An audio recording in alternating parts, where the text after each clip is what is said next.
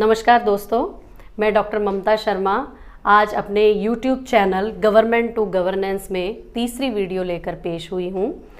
जैसा कि मैंने कल वीडियो में आपको बताया था कि अप्रोचेस ऑफ पब्लिक एडमिनिस्ट्रेशन, कि हमारा जो लोक प्रशासन है उसकी प्रकृति क्या है या उसके बारे में डिफरेंट तरह के व्यूज़ जो हैं वो क्या क्या हैं। तो वो दो व्यूज़ थे, इंटीग्रल व्यू और मैनेजरियल व्यू।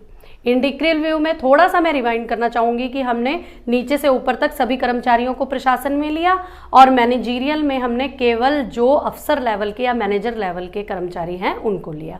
लेकिन अल्टीमेटली अगर देखें कि प्रशासन के कार्यों को करने के लिए दोनों बोथ साइड्स ऑफ एम्प्लॉयज़ उनकी ज़रूरत होती है। अब मैं आगे की जो वीडियो लेकर आई हूँ वो है लोक प्रशासन का क्षेत्र या स्कोप या एरिया ऑफ पब्लिक एडमिनिस्ट्रेशन। तो देखिए, जो भी हमारा क्षेत्र है वो हमारे एक वर्ड में बना हुआ है और उस वर्ड का नाम है पोस्ड कॉर्प।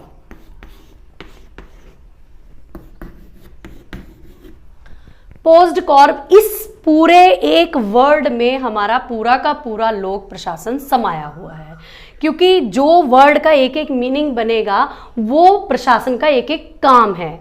ठीक है, तो सबसे पहले पी फॉर होता है प्लानिंग।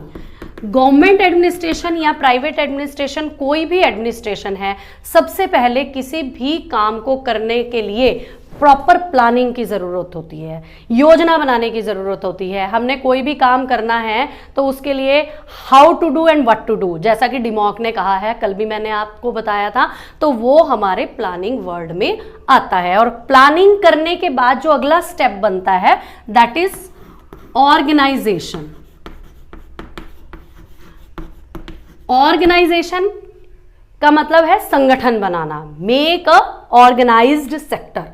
चाहे आप एक प्रशासन के अंतर्गत छोटा सा विभाग ले लीजिए, चाहे एक बहुत बड़ा विभाग ले लीजिए, सबसे पहले उस प्रशासन को स्ट्रक्चर्ड किया जाता है और उसका एक नाम रखा जाता है, जैसे कि बिजली विभाग है, जल विभाग या पीडब्ल्यूडी या एमईएस, जो भी डिपार्टमेंट है सबसे पहले उनका एक स्ट्रक्चर निश्चित किया जाता है और उसको कहा जाता है organisation. And the third thing is S for staffing. Staffing means होता है कि जब हमने प्लानिंग की, प्लानिंग के बाद उन्होंने ऑर्गेनाइजेशन किया, ऑर्गेनाइजेशन तभी सही साबित होगा अगर उसमें काम करने वाले कर्मचारी होंगे। तो तीसरा स्टेप जो होता है स्टाफ को नियुक्त करने का होता है। जितने भी तरह की पोस्ट बनी हुई हैं उस पोस्ट पर अलग अलग कर्मचारी की व्यवस्था की जाती है ताकि काम सुचारू रूप से चलता रहे। और नेक्स्ट स्टेप में हम आते हैं, वो है डी मीन्स डायरेक्शन। अब यहां जो डिमॉक की हमने डेफिनेशन ली थी हाउ टू, ये प्लानिंग में आता है, और व्हाट टू डायरेक्शन में क्या करना है, वो कौन करेगा, कैसे करेगा, रिसोर्सेज कहां से आएंगे, और उसके लिए जो एम्प्लॉयज़ हैं उनको काम के घंटे कैसे निश्चित किए जाएंगे और उनके जो सर्विस रिकॉर्ड है उसको कैसे बनाया जाएगा और काम को किस किस स्टेप पर पूरा किया जाएगा, उसकी डायरेक्शन देना प्रशासन का चौथा काम है। क्योंकि बिना डायरेक्शन के, बिना दिशा निर्देश के कोई भी काम करना सभी एम्प्लॉयज़ के लिए संभव नहीं है, क्योंकि जो प्लानिंग है उसी के अकॉर्डिंग डायरेक्शन की जाती है। और उससे अगला स्टेप अगर हम लेते हैं तो वो है सीओ मीन्स कोऑर्डिनेशन। कोऑर्डिनेशन का मतलब होता है समन्वय बनाए रखना।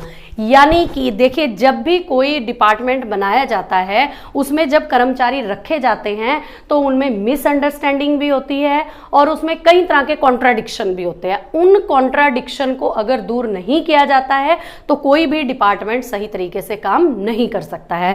तो इसलिए कोऑर्डिनेशन इज द मस्ट, यानी कि जो भी बड़े विभाग के जितने भी अधिकारी होते हैं उनका बहुत इंपॉर्टेंट काम है सभी एम्प्लॉयज़ के बीच में जो है समन्वय बनाए रखना, तालमेल बनाए रखना, ताकि तालमेल सही चलता रहा तो ऑर्गेनाइजेशन भी अपनी रफ्तार से चलता रहेगा।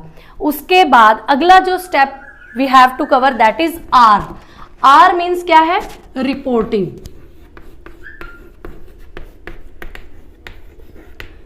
देखिए, प्रशासन में चाहे लोक प्रशासन आ रहा है या निजी प्रशासन, सभी अपने काम को इकट्ठा करके उसको कंपाइल करते हैं और कंपाइल करके उसकी एक रिपोर्ट बनाते हैं कि आज के दिन में हमें ये काम सौंपा गया या ये काम हमें 1 महीने के लिए असाइन किया गया, 1 हफ्ते के लिए असाइन किया गया, 1 दिन के लिए असाइन किया गया और उस काम को हमने स्टेप बाय स्टेप इस तरह से पूरा किया।